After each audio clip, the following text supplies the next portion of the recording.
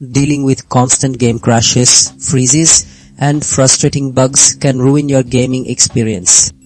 I've personally faced these issues after game updates and found multiple effective solutions. This guide provides proven methods to get your games running smoothly again.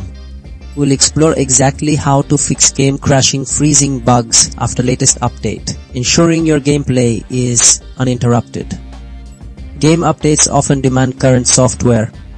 Outdated graphics drivers or OS cause conflicts leading to crashes.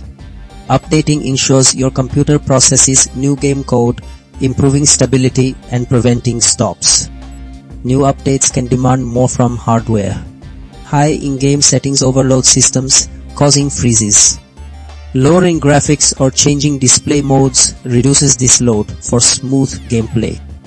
Computer health affects game stability. Background apps and system clutter consume resources.